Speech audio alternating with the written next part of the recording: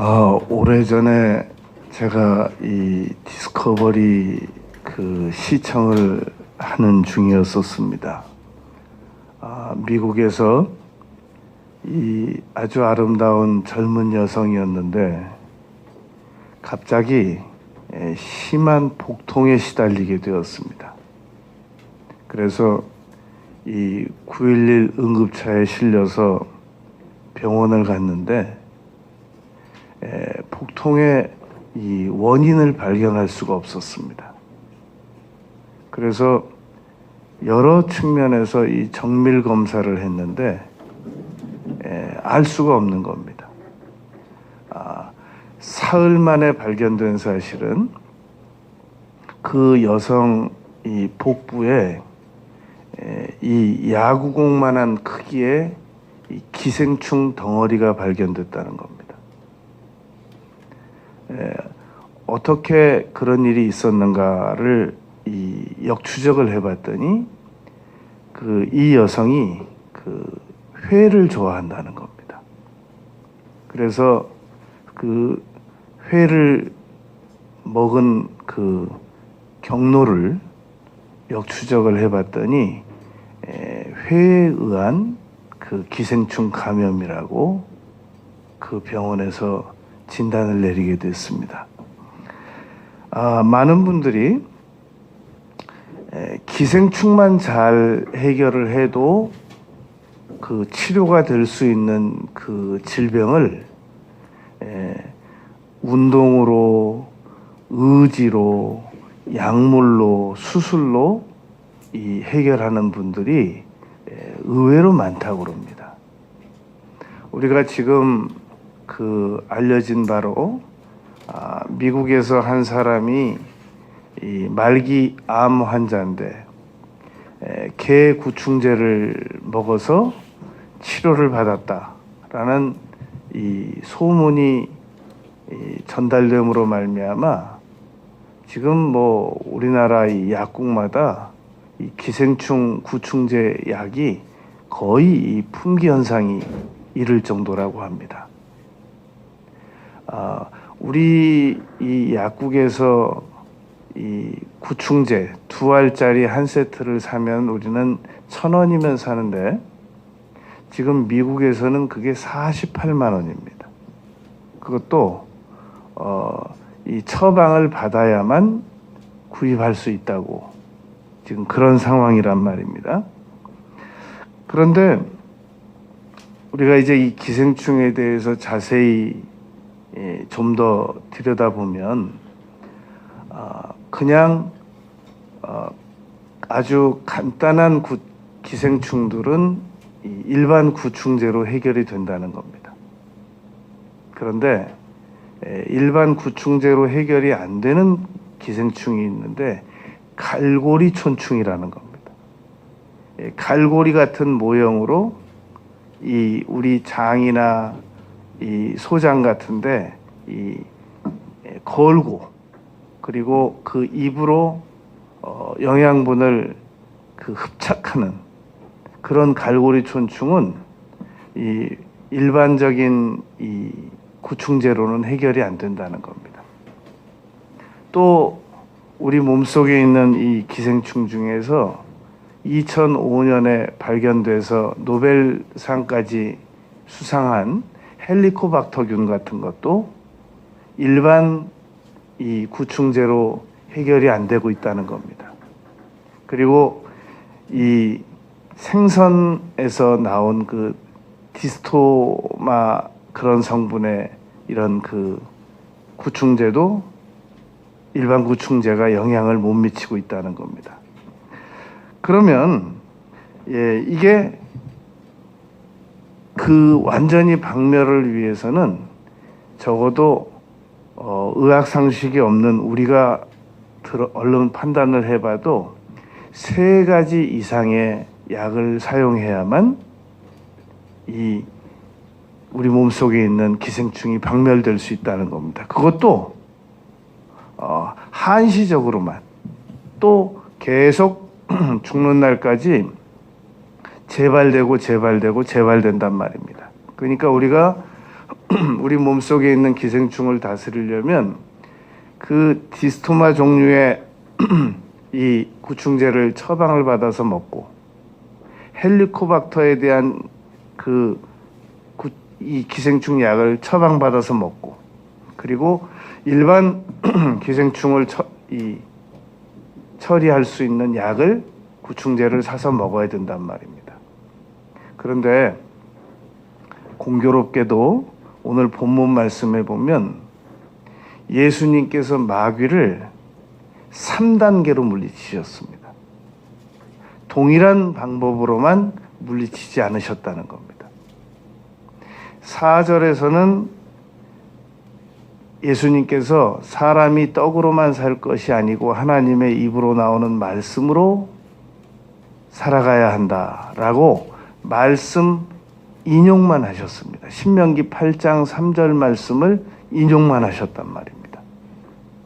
그런데 7절 말씀에서는 강도가 더 강해집니다. 주 너희 하나님을 시험치 말라라는 신명기 6장 13절 말씀을 인용해서 명령을 하셨습니다. 말씀을 4절에서는 인용만 하고 7절에서는 말씀을 인용해서 명령하시고,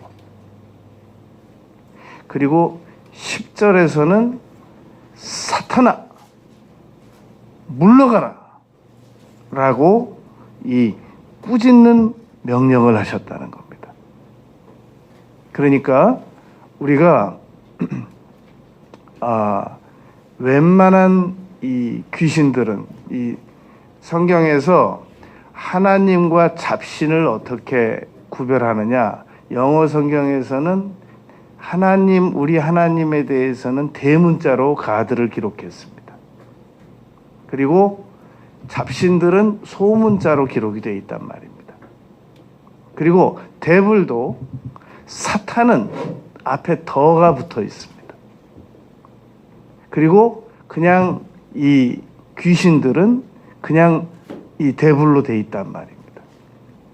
그러니까 우리가 이 마귀를 쫓을 때 웬만하면 그냥 성경만 읽어도 우수수수수 떨어져 나가는 귀신들이 있습니다.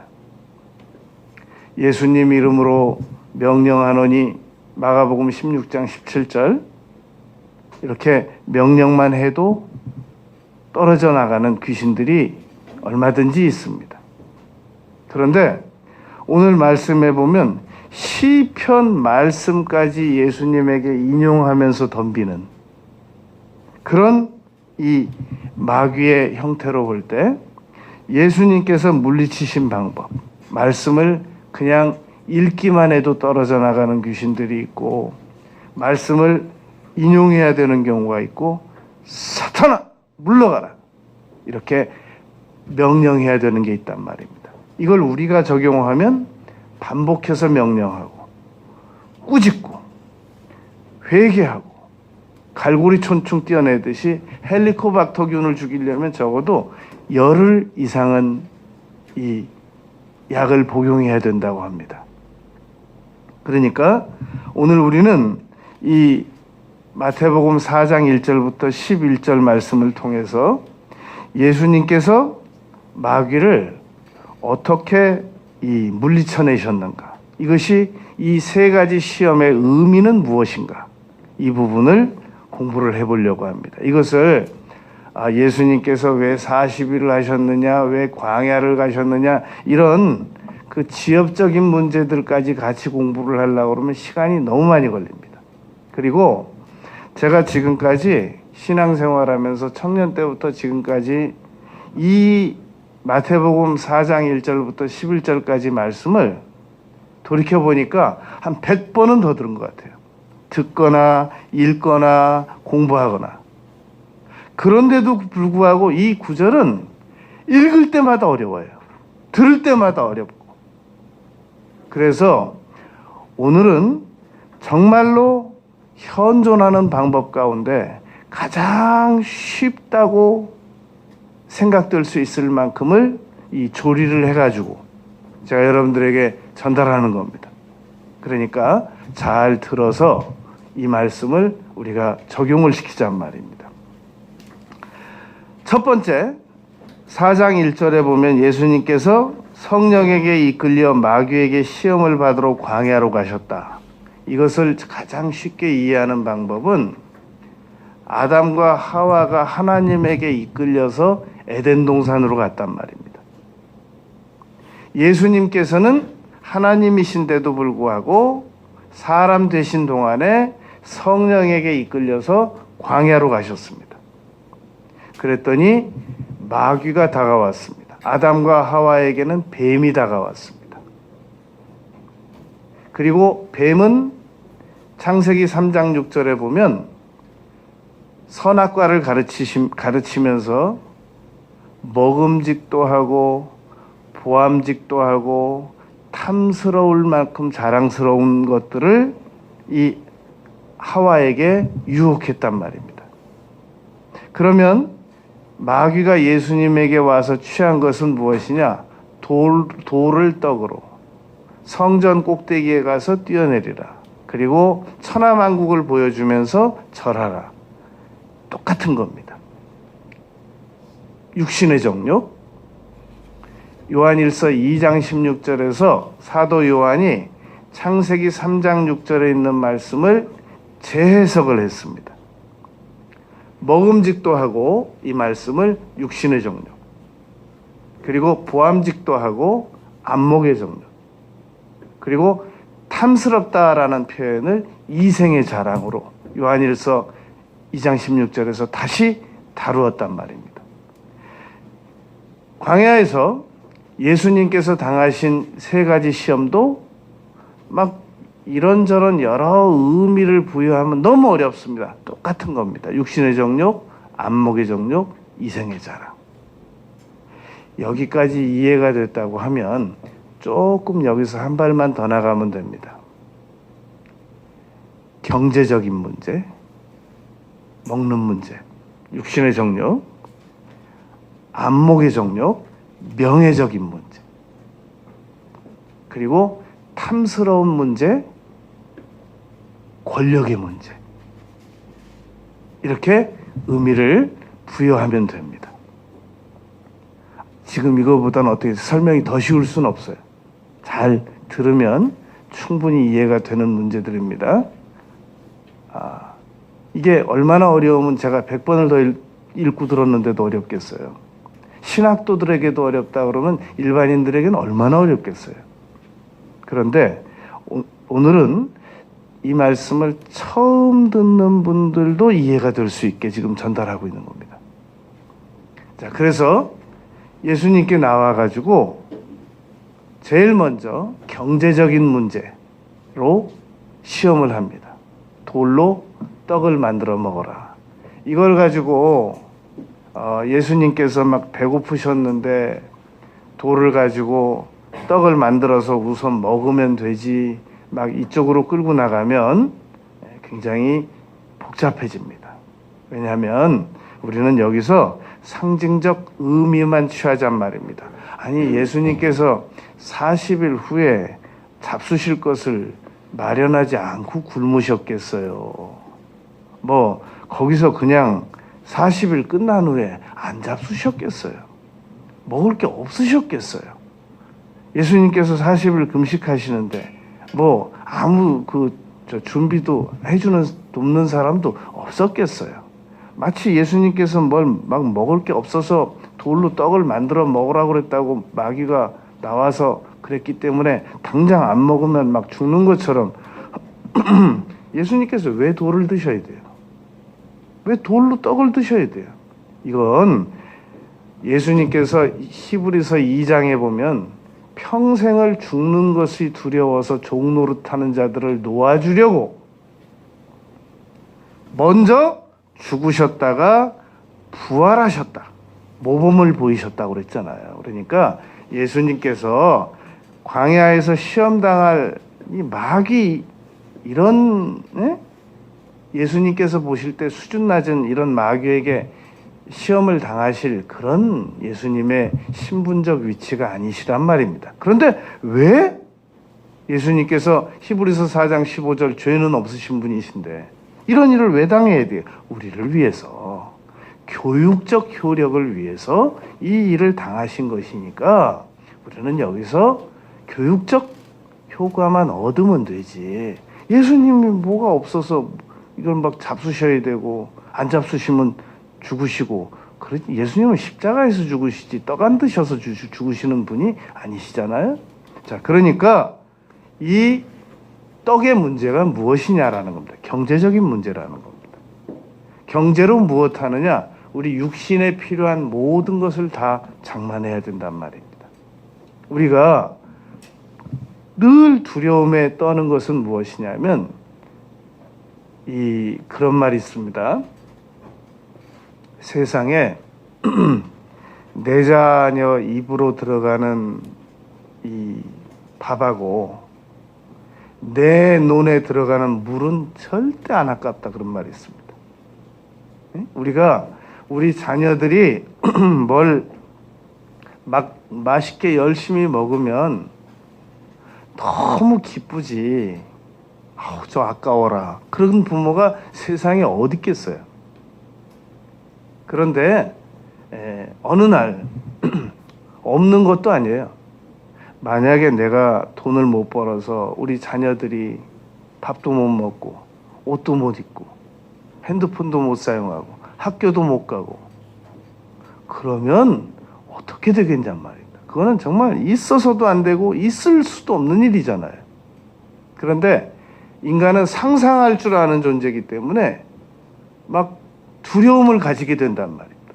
내가 뭔가 잘못돼서 내 자녀가 못 먹고 못 입고 못 쓰면 어떡해. 이런 경제적인 두려움을 가질 줄 아는 것이 인간이란 말입니다. 짐승과 인간의 차이는, 짐승은 아직 일어나지도 않은 일을 미리 상상할 줄 모르는데 우리 사람은 일어나지도 않은 일을 미리 상상까지 할 줄 아는 존재란 말입니다. 그러니까 사람은 경제적인 두려움을 가질 수 있단 말입니다. 그래서 언젠가 전쟁 나지도 않았는데 전쟁 날지도 모른다고 그러니까 막 가스, 렌지, 막 라면, 건빵, 품귀 현상 일었던 적이 있었잖아요. 전쟁 날지도 모른다고 그래가지고 미국으로 도망갔다가 몇 달 있다가 온 사람들도 있고, 인간은 상상할 줄 안단 말입니다. 바로 이 경제적인 문제에 대한 두려움 때문에 사람은 마귀에게 속아 넘어간단 말입니다.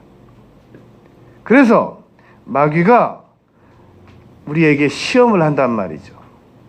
너 나에게 내가 시키는 일만 잘하면 내가 너에게 물질적인 풍요를 주겠다. 이렇게 아이디어를 준단 말입니다. 우리가 에어컨이 리모컨으로 켜지는 것처럼, TV가 리모컨으로 멀리 있는데 켜지는 것처럼, 마귀는 우리 눈에 보이지 않지만 생각을 넣어줄 수 있단 말입니다. 요한복음 13장 2절에서 마귀가 가룟 유다에게 예수 팔려고 하는 생각을 넣어주며 그랬잖아요. 그러니까 마귀는 언제든지 우리에게 두려움을 넣어줄 수 있는데, 마귀가 가장 많이 사용하는 게 두려움이거든요. 어떤 두려움을 넣어주냐면, 네가 만약에 경제적으로 궁핍해봐. 너는 그렇다고 쳐. 네 자녀들 어떡할래? 어? 뭐 입히고 뭐 먹을래? 큰일 나지 않니? 여러분, 우리나라에서 우리 자녀들 공부시키다가 못 시킬까봐 두려움 가지는 부모들도 있지만, 한번 더 끔찍한 거 한번 생각해 보세요. 우리 자녀를 유학 보냈는데 그래도 유학 비용을 계속 보내주던 상황이란 말입니다. 그런데 IMF가 와가지고 갑자기 유학 비용을 못 보내주는 부모들이 우리나라에 몰수히 많았었어요. 그래가지고 막 학교 등록금이 두 학기가 밀려 있고 세 학기가 밀려 있고 그런 일을 지난 IMF 때 우리 부모들이 당했었단 말입니다. 얼마나 두렵겠습니까? 그 멀리 애 보내놓고 매월 돈 못 보내고 끔찍하지 않아요? 마귀는 이런 두려움을 우리에게 얼마든지 생각으로 넣어줄 수 있단 말입니다. 이런 상황인데 우리가 그러면 돈 안 벌게 생겼어요? 이런 상황인데 우리가 다소 양심을 속이지 않겠어요? 나 한 사람이 어떻게 되더라도 많은 사람들이, 많은 가장들이 그래서 감옥 가는 거예요. 나 한 사람은 감옥 가더라도 나는 우리 처자를 먹여 살려야 되겠어. 그런 가장들이 의외로 많습니다. 그래서 자기가 사회에서 어떤 수모를 다 받더라도 나는 감내할 거야. 난 받아들일 거야. 나는 차라리 이게 나아. 그리고 난 내 처자식을 안 굶기고 먹여 살릴 거야. 그런 가장들이 의외로 세상에 많습니다. 여러분, 자녀의 문제를 해결하기 위해서 사람은 자존심상 절대로 누구에게 머리 굽히는 일 못합니다. 그런데 언제 하냐면 자기 자식을 살리려고 하면은 어떤 부모도 그 자존심 꺾어요. 굴복해요. 마가복음 5장에 보면은 회당장이 있었잖아요.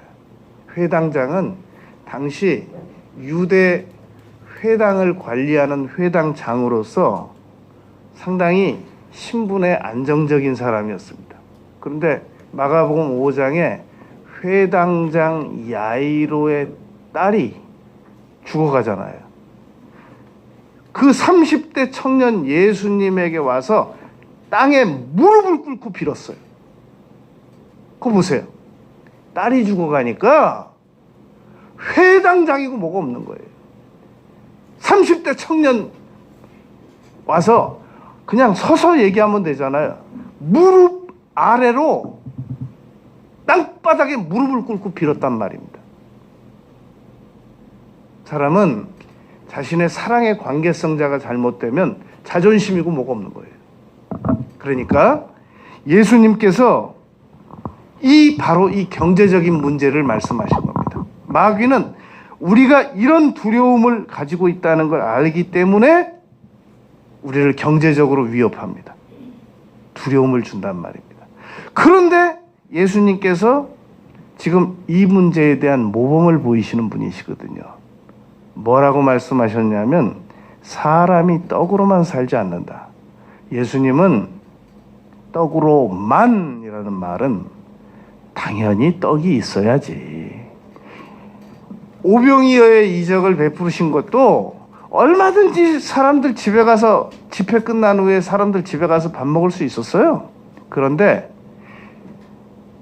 칠병이어의 마태복음에 보면 오병이어의 이적이 나오고 칠병이어에 대한 이적이 나오는데 칠병이어의 이적을 다루는 내용을 보면 예수님께서 이렇게 말씀하셨습니다. 저들이 굶주린 상태로 가는 것을 내가 불쌍해서 못 보겠다. 그러신 분이셔요. 예수님께서. 그런데 사람이 떡으로만 살 것이 아니라, 이 말은 떡은 무시해도 좋아, 이런 말씀이 아니시란 말입니다. 그런데 왜 신명기 8장을 인용하여 사람이 하나님의 입으로 나오는 말씀으로 살아야 한다. 그러면 우리는 떡과 성경 공부, 떡과 설교 이렇게 이해하기 쉽단 말입니다. 그런데 오늘은 한 단계 더 수준을 높이잔 말입니다. 말씀은 로마서 10장 17절에 보면 믿음은 들음으로 말미암아 생겨진다라고 말했단 말입니다. 믿음은 하나님의 말씀을 들어야만 생겨진단 말입니다. 그러니까 사람이 떡으로만 살 것이 아니고 하나님의 입으로 나오는 말씀이라는 말은 오늘 믿음 문제로 다루잔 말입니다. 성경 공부, 설교 이거 말고 사람은 떡도 중요하지만 하나님에 대한 믿음이 있어야만 경제적인 문제에 대한 두려움을 다스릴 수 있다라는 것을 예수님께서 가르쳐 주셨던 겁니다. 무시하자는 말이 아닙니다. 다스리자는 말이지. 말씀이 더 중요해. 떡이 뭐가 중요하니? 그까짓 거. 그게 아니란 말입니다. 떡 문제를 우리의 믿음만 강해지면 얼마든지 다스릴 수 있고 더 풍요롭게 가질 수 있다. 더 좋은 방법이 있다. 히브리서 11장 40절 더 좋은 방법이 있다. 그걸 가르쳐 주시기 위함이시란 말입니다. 그게 오늘 마태복음 4장에서 말씀하시는 첫 번째 마귀의 시험을 예수님께서 가르쳐 주신 겁니다. 그러면 어떻게 믿음이 경제 문제를 해결할 수 있는가? 고린도후서 8장 9절에서 바울 사도께서 말씀하셨지 않습니까?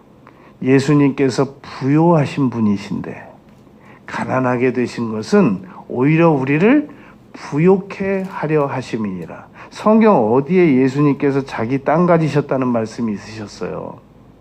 여우도 굴이 있고 공중에 새도 집이 있는데 예수님께서는 집도 없으셨잖아요. 그런데도 불구하고 천하 모든 권세를 다 가지셨다고 마태복음 28장 끝절에서 말씀하셨지 않습니까? 그런 분이 우리에게 경제적 자유를 주시는 방법을 가르쳐 주셨단 말입니다. 히브리서 11장 1절에 보면 믿음은 바라는 것들의 실상이요. 믿음으로 우리가 경제적으로 바라는 것들을 다 얻을 수 있다라는 말입니다. 히브리서 11장 33절에 보면은 믿음으로 모든 세계가 하나님의 말씀으로 지어진 줄을 우리가 아나니. 그러니까 우리가 믿음을 가지고 하나님께 간절히 기도드리면 하나님께서 명령하신 말씀을 먼저 지켜가면서 마귀는 그렇게 말한단 말입니다. 너 주일 성수하다가 경제적으로 궁핍해져. 너 하나님께 자꾸 헌금 갖다 바치다가 영양실조 걸린다 너. 그 돈 가지고 차라리 고기 끊어다 먹어. 영양제 사 먹고. 이렇게 우리를 위협한단 말입니다. 그런데 그것을 논리로는 못 이겨요. 마귀를. 믿음으로 이길 수 있다라는 말입니다. 그리고 믿음으로 마귀를 이겨내면 오히려 30배, 60배, 100배의 더 풍요로운 생활이 이루어진단 말입니다. 히브리서 12장 2절에 보면 믿음의 주요 그랬습니다. 믿음은 예수님께서 창조하신 겁니다. 하나님께서 믿음이라고 하는 제도를 만들어내셨단 말입니다.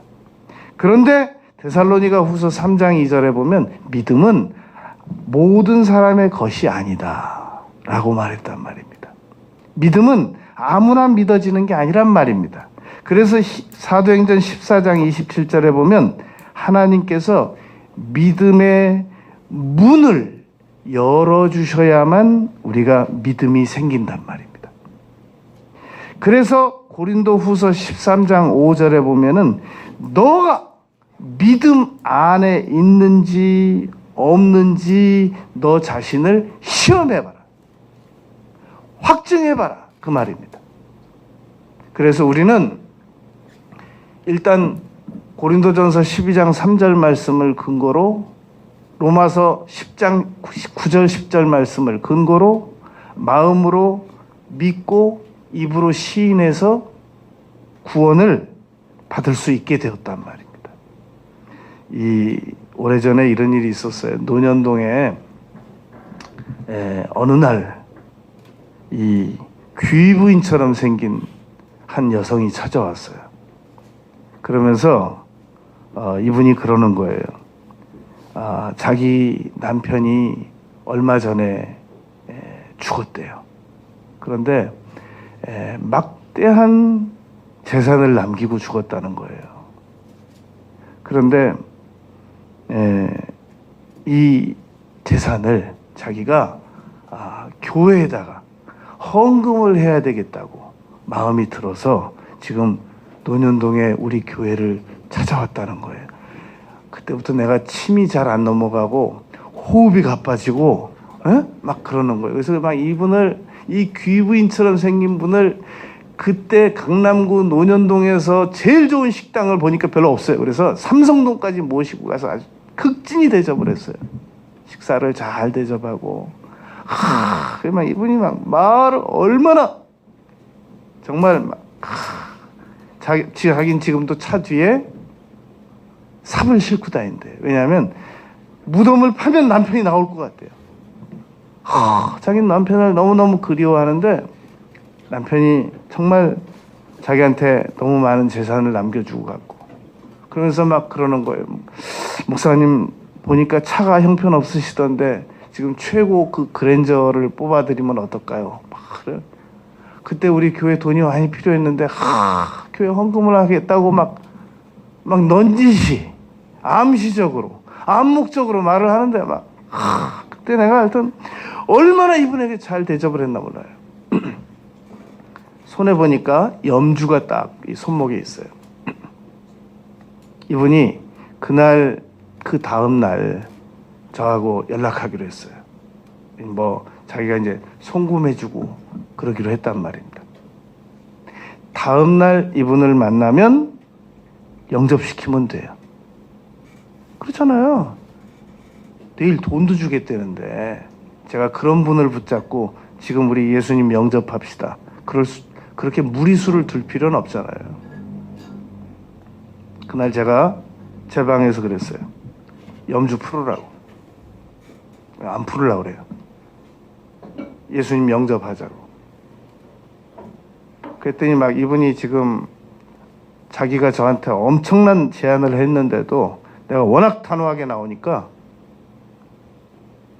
로마서 10장 9절 10절 보여주고 예수님 영접시키고 그 염주 굉장히 비싼 거래요. 풀으라고 뺐었어요. 지금 이제부터 우리 부인은 예수님 영접했으니까 이거 필요 없다고, 버릴 거라고. 그리고 내일 연락하자고 갔어요. 그 다음날 전화가 왔어요. 그 귀부인이 우리 교회에 연락 와가지고 급한 일이 있으니까 200만 원만 좀 보내달래요.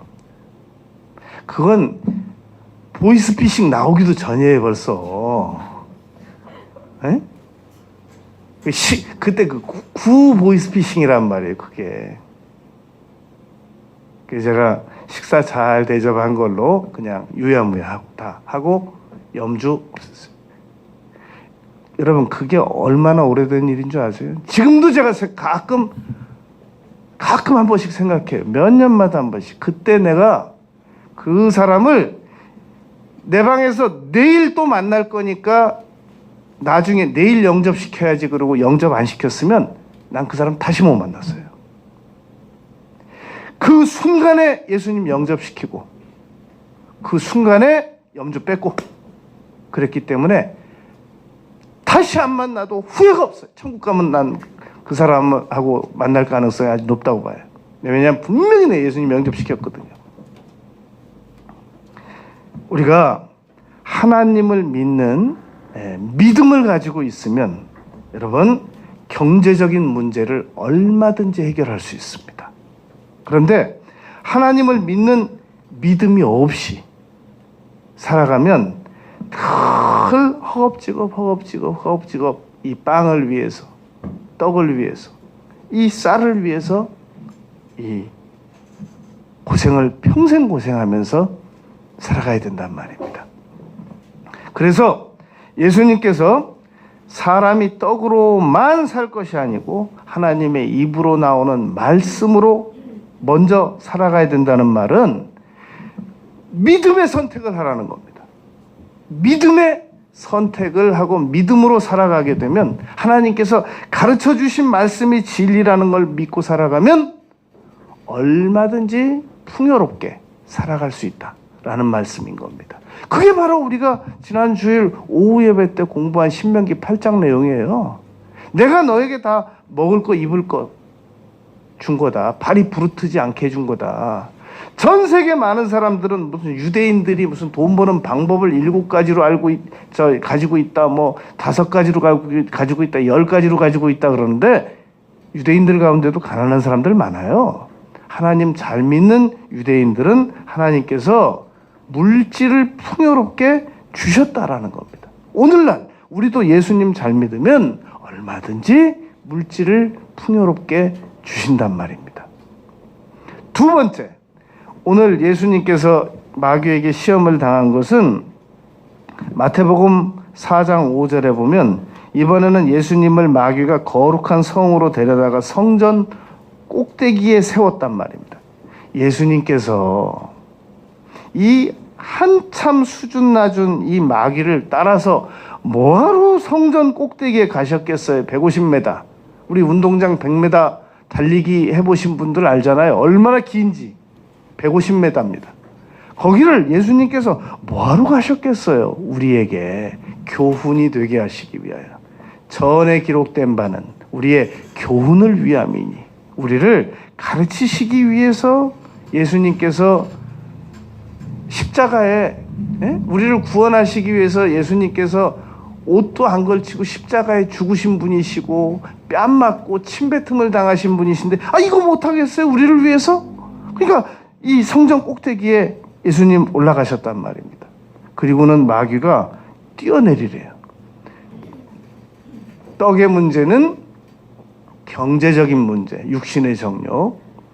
그리고 뛰어내리라는 문제는 명예 문제, 안목의 정욕이란 말입니다. 사람들은 중요하게 여김을 받기 위해서, 너무나도 많은 사람들이 중요하게 여김을 받기 위해서 많은 그 노력들을 합니다. 우리 예수님 믿는 사람들이 정말로 절제해야 되는 게 그겁니다.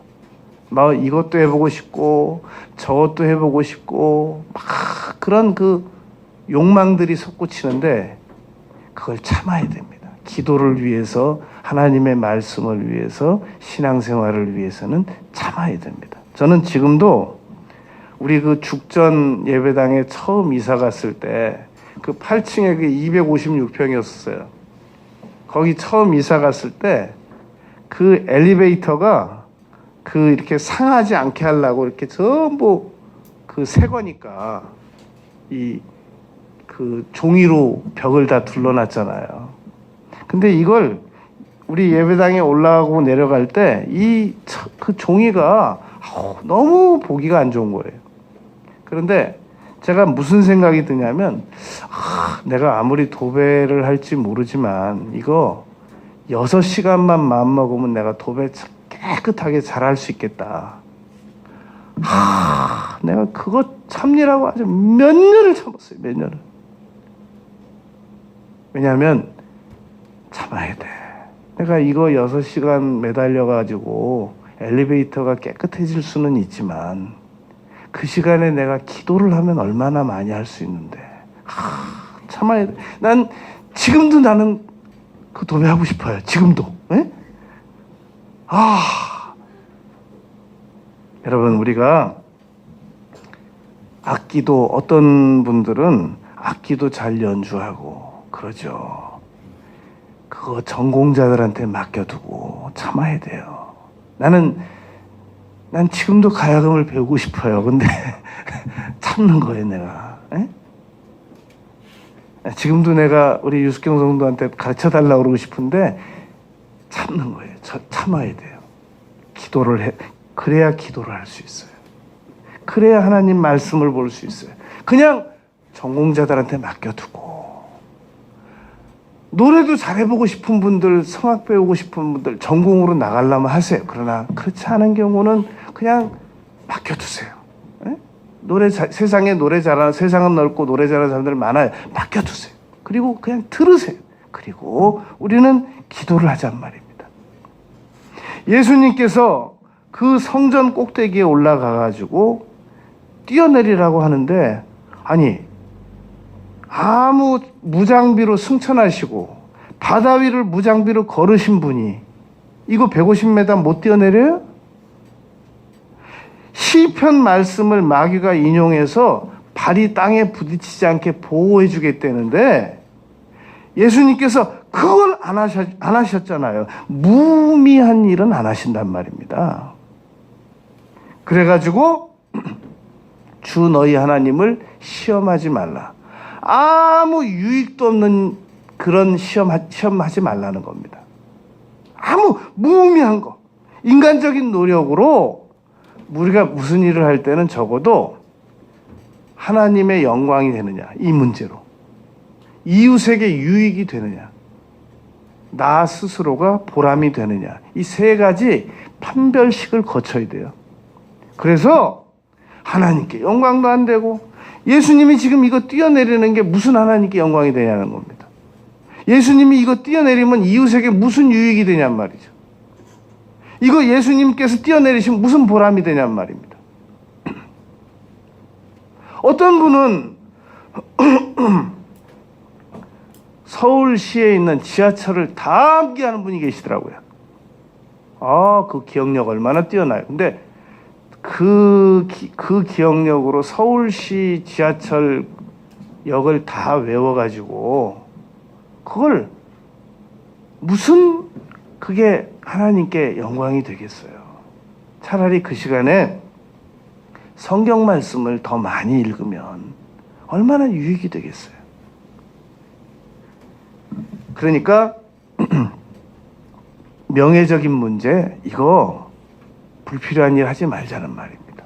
지금 러시아에서 들어온 두 친구가 뭐 부산에 뭐 100층 넘는 빌딩이 있어요. 거기서 뛰어내려 가지고 낙하산 타고 그 해수욕장으로 떨어지고 그런 막 무장비로 막 높은 빌딩으로 올라가고 자기 개인적 성취는 되죠. 그런데 그분 얼마든지 그거 개인적 성취를 우리가 왜 맡겠어요? 근데 우리처럼 믿음에 할 일이 많은 사람들, 전도를 해도 되고 기도를 해도 되고 예수님의 이름으로 꾸짖어도 되고 우리 자녀 문제를 해결할 수도 있고 꼭 해야 되는 일, 직장 나가고 집 생활하고 그리고 신앙 생활하는 거 그거 하기도 바쁜데 아무 의미도 없는 거 가지고 괜히 자랑 삼고 그럼 뭐하러 그렇게 하겠어요? 지금 마태복음에서 세 가지 시험은 예수님이 그거 극복하게 하시는 겁니다. 가르쳐 주시는 거란 말입니다. 그래서 우리가 이 마태복음의 세 가지 시험 극복한 문제만 잘 배우면 굉장히 판단력이 뛰어나집니다. 지금 일반 서점에 판단력이라고 하는 책도 있어요. 그거 수십 권 안 읽어도 이거 세 가지만 정확하게 이해하면 판단력이 뛰어나지게 돼요. 그리고 성숙해집니다. 그러니까 성경이죠. 마가복음 9장 23절 할 수 있거든요. 무슨 말이냐? 믿는 자에게 능치 못함이 없느니라라는 한 구절과 전 세계에 있는 책하고 안 바꾼단 말입니다. 옥스포드 대학교에서 1년에 지나가는 책이 3kg가 넘는데요. 그 3kg가 넘는 책하고 마가복음 9장 23절 한 구절하고 우리가 안 바꾼단 말입니다. 어떤 게 더 가치가 있냔 말이죠. 예수님께서 가르쳐 주신 이 세 가지 시험 문제, 이 문제 잘 이해하고 믿고 받아들이면 성숙하고 너무너무 판단력이 뛰어나지게 된단 말입니다. 그래서 모자란 일 안 하게 된단 말입니다. 세 번째, 4장 8절에 보면 마귀가 예수님을 데리고 높은 산으로 갔어요. 그리고는 천하만국과 그 영광을 보여주는 겁니다. 시뮬레이션 효과겠죠. 마귀도 그런 일을 할 수 있고 예수님도 그런 것을 소화할 능력이 있으시기 때문에 천하만국을 다 보여주고 그러면서 마귀가 예수님에게 엎드려 경배하면 다 주겠다라는 겁니다. 예수님께서 이런 일에 속아 넘어가시겠습니까? 오늘 우리가 이 문제로 말미암아 교훈되게 하시기 위하여 이런 일을 예수님께서 당하셨던 것이란 말입니다.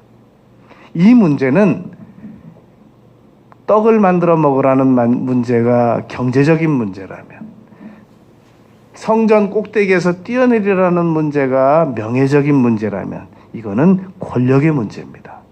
너무나도 많은 사람들이, 여러분, 제가 아는 분 중에 한 분만 하더라도 그분은 부산에서 충분히 평생 먹을 재산이 있었어요. 학교 이사장이기도 하셨고. 그런데 이분이 어느 날 정치하는 분하고 연결이 된 거예요. 이 운동을 잘 가르치는 코치들은 운동을 할 수 있을 만한 선수들을 발굴하기 위해서 전국 어디든지 갑니다. 누가 운동 좀 잘 할 수 있을 만한 할 것 같다 그러면 어느 시골이라도 다 찾아갑니다. 유의하여 봅니다. 그래서 정말 가능성이 있다고 보면 설득하거든요. 정치하는 분들은 우리나라 전국 어디든지 재력적인 여건이 좀 되시는 분들은 찾아갑니다. 그러면서 설득합니다. 정치해 보시라고. 권력을 가져보라, 그 말입니다. 이분이 설득에 넘어갔어요. 그래가지고 부산에 있던 학교 다 팔고, 엊그저께 박지원 대표가 맨하탄에 빌딩 5개 있는 거 다 팔아서 정치하는 데 사용했다고 하는데, 저는 그 말을 믿습니다. 정치하는 분들은 있는 재산 다 정리해가지고 다 정치하는 데 사용을 많이 하거든요. 이분도 그 부산에 있는 재산 다 정리해서 전국구 의원 한번 하고, 그 다음에 선거 나가가지고 다 당선 안 되고 다 썼어요. 그리고 유감스럽게도 자녀들은 월세를 전전했어요. 아내와 자녀는 저 압구정동에서 월세 전전했단 말입니다. 보세요. 마귀의 시험에 넘어가면, 권력을 가질 수 있다라는 말에 속아 넘어가면, 거기에 속아 넘어가서 많은 물질을 다 탕진합니다. 세상에 그 돈 가지고 평생 자녀 먹이고 입히고 유학까지 다 보낼 수 있어요. 그런데 그 권력 한번 가져보려고, 그것도 한시적으로 몇 년 동안, 마귀가 엎드려 경배하면 이 모든 것을 주리라. 마귀는 이 세상의 주인이 아닙니다. 한시적인 임금이죠. 그래서 마귀는 우리에게 천국도 줄 수 없고, 마귀는 무엇을 준다고 하지만 다 거짓말이란 말입니다. 나중에 다 뺏어갑니다. 예수님께서 이런 유형의, 지금 유튜브에 보면은 이런 유형의 보이스피싱에 속지 말라고 많이 올려놨거든요. 그리고 예수님께서 말씀하셨단 말입니다. 이런 건 어떻게 물리치느냐? 사탄아, 물러가라! 라고 꾸짖었다는 겁니다. 4절에서는 그냥 말씀을 인용만 하셨고, 7절에서는 시험치 말라라고 말씀을 사용하셨고, 10절에서는 사탄아, 물러가라! 라고 꾸짖으셨단 말입니다. 우리가 기생충을 박멸하기 위해서는 이 처방받아서 약 먹고, 헬리코박터 같은 거 10일 이상 인내하면서 먹고, 그냥 일반 구충제로 먹어서 다 박멸하고, 그래도 나중에 또 재발돼요. 마귀를 우리가 말씀을 쭉 꾸준히 읽어서 물리치고, 말씀으로 몇 장 몇 절 인용해서 물리치고, 사탄아 물러가라 해서 물리쳐도 죽는 날에 또 옵니다. 예수님께서 십자가에 매달리셨을 때, 그때 사람들이 와가지고 네가 만일 하나님의 아들이거든, 마태복음 4장에서 예수님께 찾아와서 했던 말을 똑같이 하는 거예요. 그거 보세요. 예수님께서 광야에서 금식하실 때 찾아왔던 마귀는 예수님께서 십자가에서 죽으실 때까지 전까지도 찾아왔잖아요. 그러니까 사람은 한 번 태어나게 되면 태어나는 순간부터 죽는 날까지 마귀는 쫓아다닙니다. 그러므로 우리는 죽는 날까지 마귀를 물리치는 능력이 있어야 한단 말입니다. 좀 기생충은 없었으면 좋겠다. 그런 일은 없어요. 기생충은 세상 만들어질 때부터 세상 끝날까지 있습니다.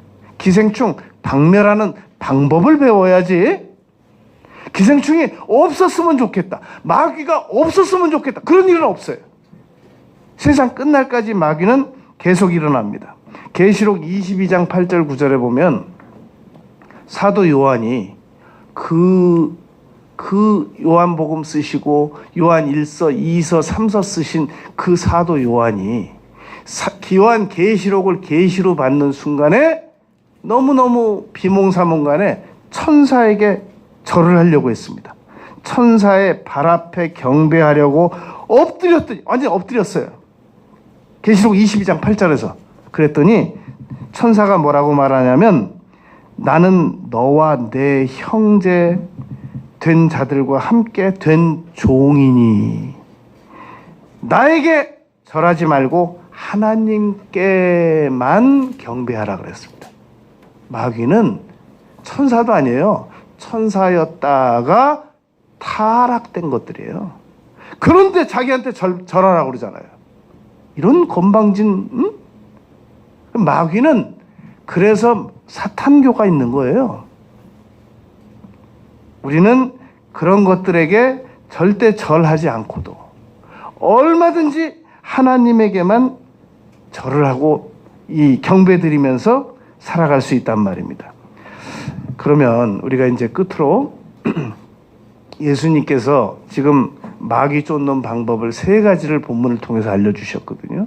그냥 전 이런 사람 만나봤어요. 임신이 안 되더래요. 그래서 근데 기도를 해도 임신이 안 되더래요. 근데 창세기부터 계시록까지 자기가 말씀을 한번 쭉 읽었대. 그때 임신이 되더래요. 저는 그 말이 믿어집니다. 성경을 그냥 일독만 해도 놀라운 것들이 히브리서 4장 12절 13절 하나님의 말씀은 관절과 골수를 찔러 쪼개기까지 하기 때문에 놀라운 치유의 역사가 일어난단 말입니다. 그냥 성경을 한번 쭉 읽기만 해도. 근데 여러분 이거 들어보셨어요? 저는 지금까지 이 세면기나 싱크대나 바닥 하수구가 이렇게 막혔을 때는 그 철사 있잖아요. 그걸 넣어서 뚫어야만 이게 하수도가 열려진다고 굳게 믿고 있었어요. 그런데 얼마 전에 제 사무실에서 이 싱크대가 막혔어요. 그래서 또 이 싱크대를 뚫으려면은 철사를 구해다가 막 회전을 시켜야 되겠구나라고 생각을 하고 있었습니다. 그런데 아니야. 경험자가 뭐라고 말하나 들어봐야 되겠다. 그래가지고 유튜브를 찾아봤습니다. 그랬더니 이분은 하수구 뚫는 전문가예요. 근데 뭐라고 말하냐면 이 방법을 알려주는 거예요. 일단 물을 당분간 사용하지 말래요. 첫째. 그러면 있는 물기가 다 빠져나간대요. 둘째. 이 뚫어펑 그 염산 그걸 갖다가 부으래요. 두 번째. 세 번째가 내가 모르는 방법이에요. 세 번째. 그 뚫어펑이 다 빠져나가고 난 다음에 물을 뜨겁게 끓여가지고 뜨거운 물을 부으래요. 그러면 막힌 것들이 대부분 다 기름기 진 것들이기 때문에 이게 염산에 의해서 많이 헐어있고 빠져나갔기 때문에 아주 뜨거운 물을 끓여서 넣으면 이게 거의 녹으면서 다 뚫려 나간대요. 그대로 했잖아요. 요즘에는 아주 막 물이 더 빨리 빠져나가가지고 물을 볼 수가 없어요. 바닥에. 하도 빨리 빠져나가가지고. 경험자 말 들어야 되겠더라고요. 여러분, 마귀 쫓는 방법이 있어요. 마귀 쫓는 방법을 제가 잘 설명을 해드릴게요. 너무너무 설득력 있게 말씀해 드릴게요. 지금 우리 청년들이나 우리 학생들은 사이먼 앤 가펑클이라고 하는 분을 모를 거예요. 사이먼 앤 가펑클이라고 하는 분은 이 1965년도에 결성이 돼가지고 듀엣으로 이 가수로 나온 그 미국 출신이란 말입니다.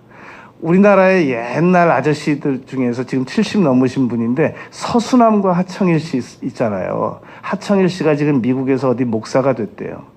근데 서수남 씨는 키가 크고 하청일 씨는 작은데 사이먼 앤 가펑클에 보면 폴 사이먼이 키가 1m 57 그리고 이 아트 가펑클이 80이 넘어요. 둘이 꼭 서수남 하청일 같아요. 이분이 두 분이 처음에 시도키 인기가 없었는데 그 이름이 인기가 없게 생겼어요. 톰과 제리로 나왔어요. 그러니까 딱 인기 없게 생겼잖아요. 이름이 아무리 노래를 만들어도 이게 히트가 안 되더래요. 이분들이 이름을 바꿨어요. 사이먼 앤 가펑클로. 그래가지고 노래를 만들기 시작했는데 사운드 오브 사일런스라는 노래가 대히트를 쳐가지고 뉴욕의 센트럴 파크에 50만 명이 모였잖아요. 1981년에.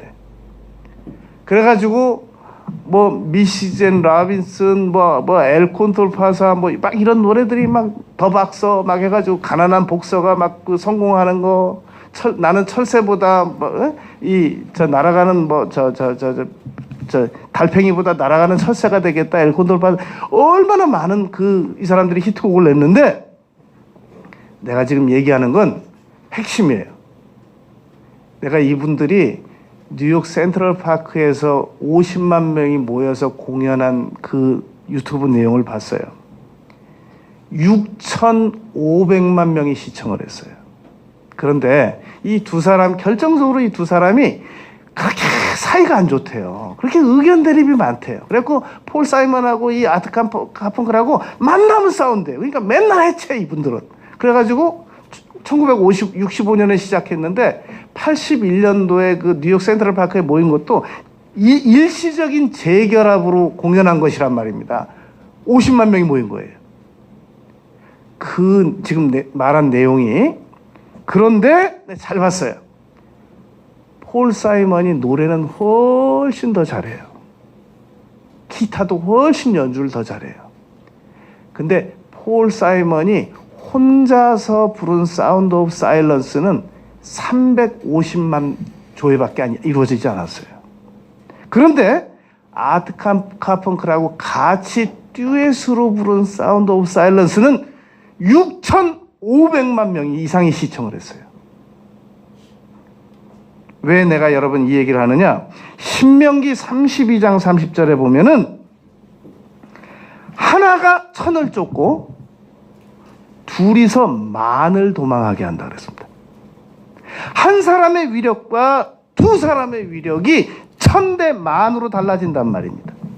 레위기 26장 8절에 보면 5이 100을 쫓고 100명이 이 만을 쫓는다고 그랬어요. 그러니까 합심의 위력이란 말입니다. 마태복음 18장 20절에 두세 사람이 내 이름으로 모인 곳에는 나도 그들 중에 함께 있겠다. 그랬단 말입니다. 여러분, 우리가 마귀를 쫓을 때 폴 사이먼 혼자서 정말 노래 잘해요, 이 사람. 그래봐야 혼자서 노력해봐야 350만이 안 넘어가요. 그런데 둘이서 그 사이도 안 좋은 사람이 일시적으로 결합을 해가지고 둘이서 듀엣으로 부르니까 6,500만이 넘어가요, 조회가. 여러분, 마귀를 우리가 혼자서 쫓는 것보다 둘이서 쫓으면 훨씬 더 위력이 강해진단 말입니다. 예수님께서는 마귀를 광야에서 1대1로 혼자 쫓으셔도 충분히 마귀가 떠나가죠. 요한복음 3장에 보면 예수님께서 니고데모를 1대1로 메시지를 전했는데 오늘날 전 세계에서 하나님의 말씀으로 중생 거듭남에 대한 말씀으로 사용되고 있어요. 예수님은 능력이 있어서 그래요. 우리는 합심해서 기도해 버릇해야 됩니다. 그런데 자꾸 마귀가 우리를 합심을 못하게 만들어요. 뚝뚝 뛰어나요. 그래 힘을 못 쓰거든요. 뚝뚝 뛰어넘는 거예요. 그래서 우리가 혼자서 기도하다 보면은 늘 계속 꾸준히 안 해. 둘이서 하다 보면은, 셋이서 하다 보면은, 내가 오늘 감기 걸렸는데도 나 아니면 왜 요즘에 우리 애들이 게임에서 못 빠져나오느냐? 팀으로 돼 있다면서요. 게임이. 그게 못 빠져나오는 거예요. 팀의 위력입니다. 그래서 반드시 우리는 무슨 친구 해도 신앙생활하는 친구들이 함께 있어야 돼요. 기도하는 친구들이 있어야 돼요.